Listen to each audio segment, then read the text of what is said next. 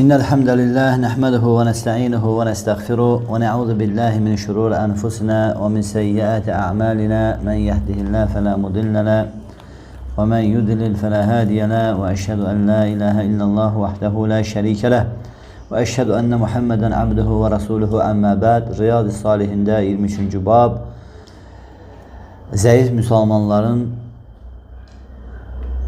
ve kasıbların ve bir de ki əlacsız qalanların fəziləti babı, üstünlüyü. Allah Teala bu haqda buyurur ki, İmam Nevevi Rahimehullah Allah Teala bu ayəsindən başlayır. Baba, وَاسْبِرْ نَفْسَكَ مَعَ الَّذِينَ يَدْعُونَ رَبَّهُمْ بِالْغَدَاةِ وَالْعَشِيِّ يُرِيدُونَ وَجْهَهُ وَلَا تَدْعُ عَيْنَاكَ عَنْهُمْ. Allah Teala buyurur ki, səhər və axşam çağı Rəbbinin üzünə, Rəbbinin razılığını diləyərək ona dua edənlərlə birlikdə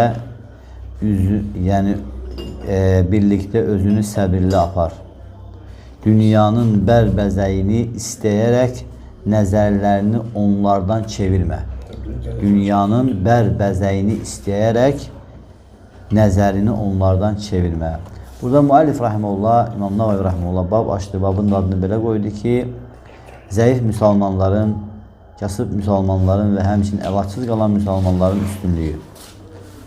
Bu babdan qəsd olunan nədir? Bu babdan qəsd olunan odur ki, yəni Allah Taala'nın kimə bədənində zəiflik verib, kimə ağlında, kimə malında, kimə hörmətində, yəni kimə bunu təqdir edibsə, ona təsəlli vermək. Ona təsəlli vermək. Çünki Allah Teala bəzi insan var, onu bir tərəfdən zəif yaradır, lakin Allah qatında o güclü ola bilər, Allah Teala onu sevə bilər, ona ikram edə bilər və onu uca mənzilə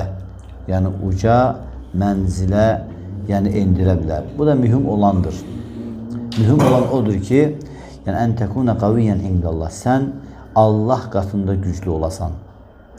Yəni Allahın qatında sənin bir tərəfin olsun, şərəfin olsun ki, Allah Teala sənə hörmət etməsi üçün. Sonra deyir Allah Teala'nın Allah'ın sözü, yəni Peyğəmbər s.ə.və xitab olaraq zikr etdi ki, وَاسْبِرْ نَفْسَكَ مَعَ الَّذِينَ يَدْعُونَ رَبَّهُمْ بِالْغَدَاةِ وَالْعَشِيِّ. Səhər və axşam çağı Rəbbinə, Rəbbinin üzünü, razılığını diləyərək ona dua edənlərlə birlikdə özünü səbirli apar. Burada fikri səhər və axşam. Burada Allah Teala Peyğəmbər s.ə.və dedi ki, sən Allaha səhər və axşam dua edənlərlə birlikdə özünü həbs elə, özünü onlara bağla. Burada dua deyəndə qəsd olunan istək duası ilə ibadət duası, ikisi də qəsd olunur. Çünki dua ibadətdir. İstək duası da bura daxildir, ibadət duası da bura daxildir. Necə ki, ayələrdə harada dua keçirsə, ikisini də əhatə edir. İstək duasını da ibadət duasını. İbadət duası namaz, zəkat, oruc, bu kimi. İstək duası isə insanın Allahdan əllərini açıb istəməsi kimi. Bugünkü çox insanların şirkə düşmə, ibadət növü hansı növüdür, hansı duaydı? İstək duasında. Çünki onlar namazı, zəkatı, orucu, ibadət duasını Allah'a yönəldirlər. Amma istək duasında isə şirkə düşmüşlər. Ona görə şeyx deyir ki, həqiqətən deyir, dua məsələ, istək duası özünlə dua hesab olunur. Necə ki, Qudsi hədisdə və yaxud ilahi hədisdə Allah Teala buyurur ki, mən yəd'uni əstəcibu ləhu. Kim mənə dua edərsə, mən onun duasını qəbul edərəm. Və həmçinin Allah Teala ayədə buyurur ki, وَقَالَ رَبُّكُمْ اُنِ əstəcib ləkum.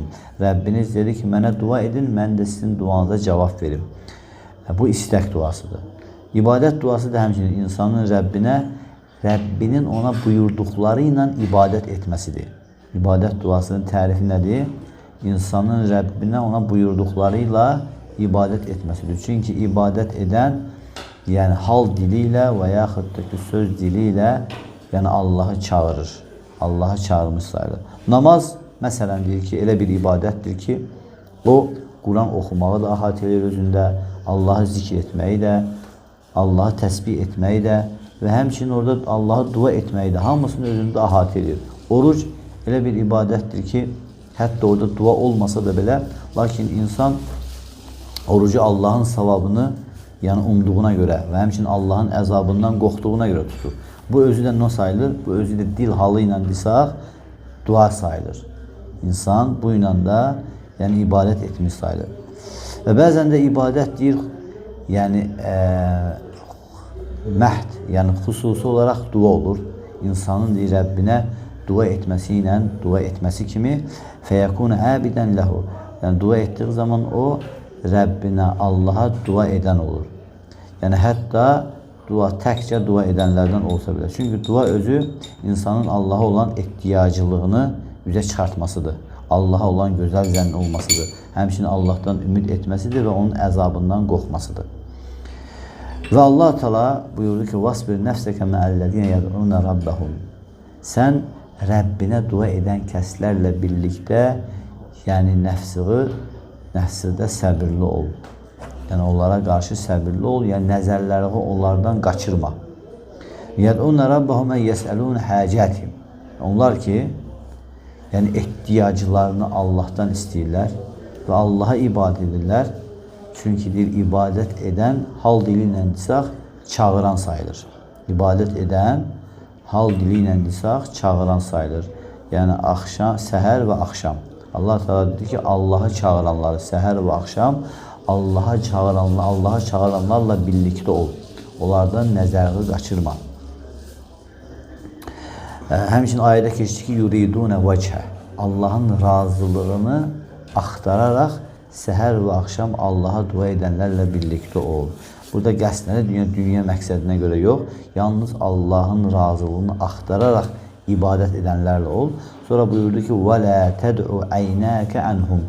Nəzərlərini onlardan çevirmə. Nəzərini onlardan çevirmə. Yəni, onları qoyub başqalarına tərəf getmə.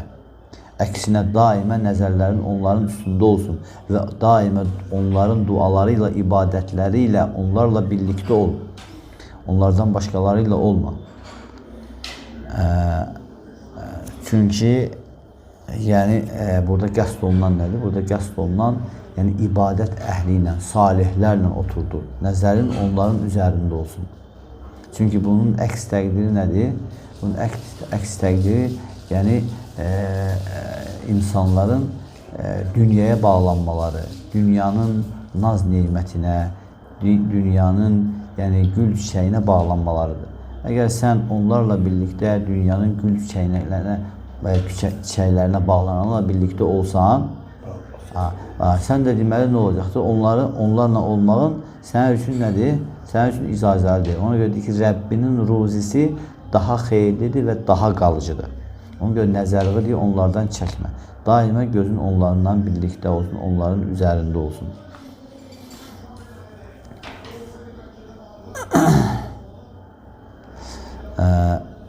Və həmçinin Allah Teala o ayənin arxasınca buyurur ki: "Va'mur əhləkə bis-salat vastabir aleyha la nəs'aluka rizqan nahnu narzuqa vel aqibetu lit-taqva." Yəni əhliğa namazla, yəni əhliğa namazı əmr et və onun üzərində dözümlü ol, səbirli ol. La nəs'aluka rizqan, biz səndən ruzi istəmirik. Nəhnu nərzuquka, bizik səni ruziləndirən. Vəl aqibətu lit-taqva, aqibət təqvadadır. Təqvadadır. Yəni Peyğəmbər sallallahu aleyhi və səlləm dünyadan hər hansı bir şey onu təəccübləndirdiyi zaman, yəni baxdığı zaman dünyadan hər hansı bir şey onu təəccübləndirir. Bunu gördüğü zaman Peyğəmbər sallallahu aleyhi və səlləm deyərdi ki, Allahümmə innəl işə işül axirə. Allahüm, həqiqətən yaşayış axirət yaşayışıdır. Kəlmətən adimətən. Bu iki dənə kəlmə böyük bir kəlmədir. İnsan deyir, dünyaya baxdığı zaman bəzən görürsən ki, deyir ki, nə edir? Onunla təəccüblənir və bu səbəbdən də onu Allahın itaətindən yayındırır, uzaqlaşdırır. Ona görə də lazımdır ki, bu anda yəni axirət nemətlərini xatırlamaq. Axirət nemətlərini xatırlamaq və həmçinin axirət nemətləri ilə dünya nemətlərinin arasını bir-birinə gətirmək.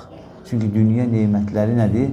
Zəildir, yəni itəndir, əbədi deyil.